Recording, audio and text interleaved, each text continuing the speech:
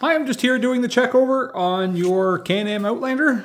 So what I'm going to do is I'm going to go through the items on the check over list that I see that are definitely are going to need further attention. And then you can have a look at the video that I send it and let me know if you want to do an estimate for all the different repairs that it needs or how you would like me to proceed. Anyway, let's see. So sorry if I bounce around a little bit. It's getting towards the end of the day and I'm getting a little bit tired, so bear with me. I'm just going to go down my written notes, no particular order. If we come up here to the front end, there's a few things up here. Tie rod ends. You have play in this outer one, and both inners. Not so much that right-hand guide, but what I would suggest doing is getting them all. You can get them in sets of 2. I would replace all of them at the same time and then do an alignment on it at the same time.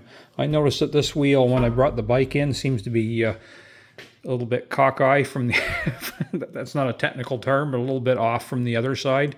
So I would recommend doing a wheel alignment with it, a front end alignment, just to make sure that it's running true so you don't wear your tires out the wrong way, because for sure the tires still have lots of tread on them. Just to give you a little example here, that's your inner tie rod end. That's the worst one of the bunch, and that guy's getting pretty bad. Let's see. I'm going to skip over that one for a minute. This also goes along with your brakes grabbing. So if you look at this caliper, and you see that threaded end and this big hook sitting here that looks like it should have something in it. Well, that's because it should. And if you go over here to the other side, you can see that same hook and how it has, it's a bolt basically, and it's the pin that the pad mounts on. So that would possibly have something to do with your brakes grabbing. However, when I do look at the brake pads, I cannot show you this because I have to use a mirror when I check these on the inside pads. I can tell you that this caliper has been sticking because while we still have a fair amount of pad material left on that outside pad, we have probably a little bit less than half of that amount left on the inside pad. So this caliper has been sticking on these sliders. There's little pins that are underneath these boots, and they go inside these bores. And when the rubber boots get contaminated or get cracks in them or allow dirt in underneath, or nobody bothers to ever take them apart and grease them up and clean them, then your caliper will start sticking and then your inside pads wear out. So it's going to need new boots.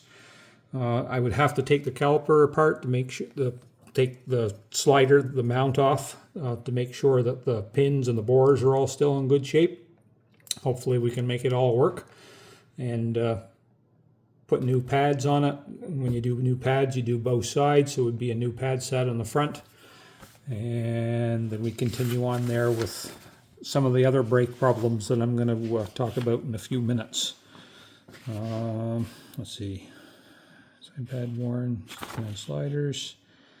So you'd mentioned that you have a torn boot on your prop shaft.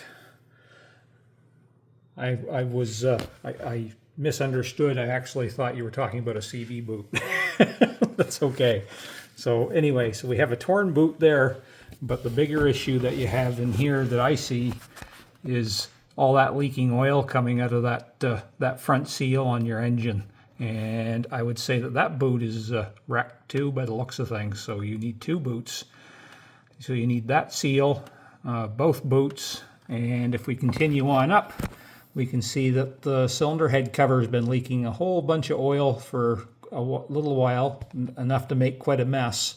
And if you look at the 2 forward mounting bolts for that cylinder head cover, and then look at the one that you can, there's 2 on the other side, but if you can just go like in a triangle and you see the peak and you see that other bolt peeking up over the top, well, you shouldn't be able to see it like that, and that's because it's not tightened down. And I would say it's either backed out or somebody had the cover off to do some work, and they didn't they didn't tighten the bolts back down. So you're going to need a new gasket, and those bolts have seals on them. So, and usually the bolt comes with the seals. So I would put 4 new sealing bolts on in the gasket and try to clean up a little bit of that oil anyways, just so we can confirm that you don't have that same oil leak again.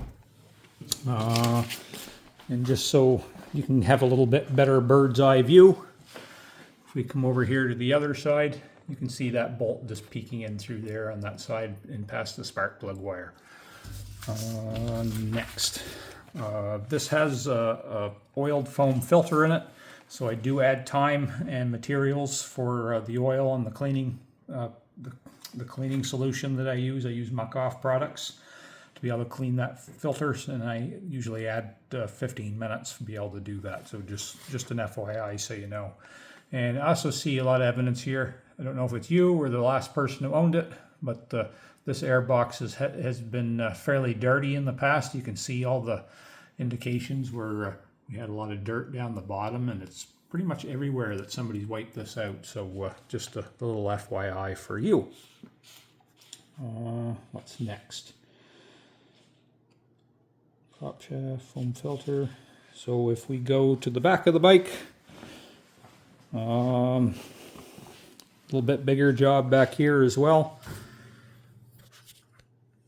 So part of this service is I check your U-joints on the rear prop shaft. Any bike that has U-joints, I try to check them, make sure they're still okay. U-joints are all right, but if I take a pry bar and I go in underneath that pinion shaft, and you watch that brake disc where it's on the caliper. So we go up here. Hopefully you'll be able to see this. You can see that brake disc going side to side. And that's because you have some wear starting in your pinion shaft bearings on the front of the rear differential. So that's going to be your call as well. and how much work you want to do at this time. Myself, if it was a new bike that I just purchased and I wanted it to last me for a while, I would take it apart and fix it, but that is completely your call. I don't know how much you have tied up in it. Let's see what else. Rear pinion shaft bearings, front prop shaft, we did that. Foam air filter, cylinder head cover, and now we're going to lower the bike down. And just a quick note, I have not yet load tested your battery, and I haven't run the bike up to operating temperature to make sure your cooling fan's working okay, but if I have any problem with those, I'll let you know. I'll lower her back down. Sorry for the time delay.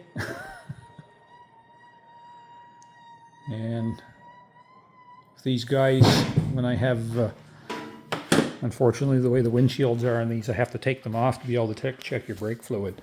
So I noticed a couple of things. I'm not going to take the cap back off this one again, but this one's almost empty. This is your rear brake. And this one's not far behind. It's pretty much empty. And the other part is that there's all kinds of we'll call it slime. There's no... So there's no other way to look at it. So if we dig around there a little bit, if we dig around a little bit, you can see that in there. All that brown goo down in the bottom of it. So that master cylinder